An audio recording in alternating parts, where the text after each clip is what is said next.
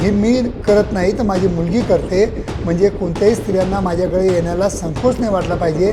तर म्हणे माझ्या पार्टनरचा बिलकुल इंटरेस्ट राहत नाही, ती समागमामध्ये भाग घेत नाही आणि तिला काही मजा येत नाही. तिला जो योनी मार्ग असतो तो कोरडा होऊन जातो आणि काही अंशी तो सैल पण होऊन जातो. तर त्यावर ताबडतोब उपचार करून घेणं अत्यंत गरजेचं आहे. नाहीतर वयाच्या 45 वर्षापासूनच बऱ्याच लोकांचं. तर यासाठी माझ्या क्लिनिकमध्ये वजानल हायपो ट्रीटमेंट आहे, जे की 21व्या शतकामध्ये कोणत्या पद्धती आमच्या क्लिनिकमध्ये उपलब्ध आहेत. जर तुम्हाला लैंगिक आयुष्य वयाच्या 60 नंतर पण तुम्हाला टिकून ठेवायचं असेल.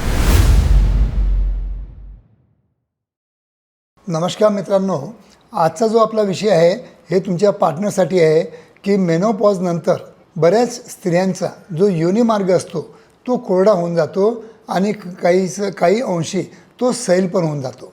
आणि त्याच्यामुळे काय होतं की जेव्हा केव्हा तुम्ही समागम करता तेव्हा तुम्हाला त्याच्यामधून सॅटिस्फॅक्शन मिळत नाही.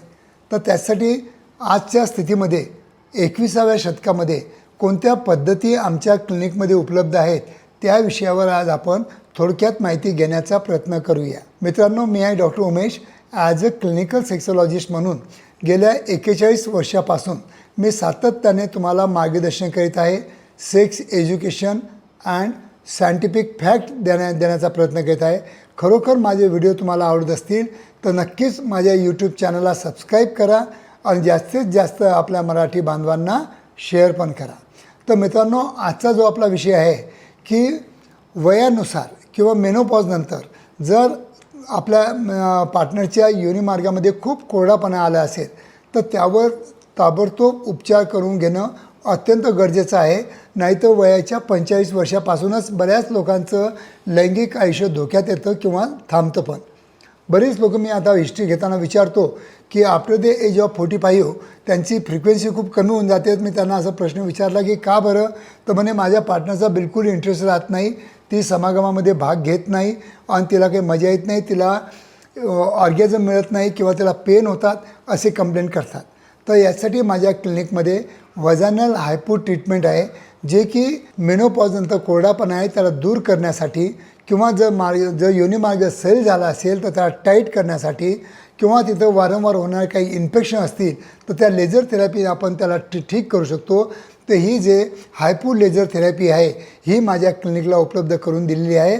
आणि ही जे ट्रीटमेंट आहे ही मी करत नाही तर माझी मुलगी करते, म्हणजे कोणत्याही स्त्रियांना माझ्याकडे येण्याला संकोच नाही वाटला पाहिजे.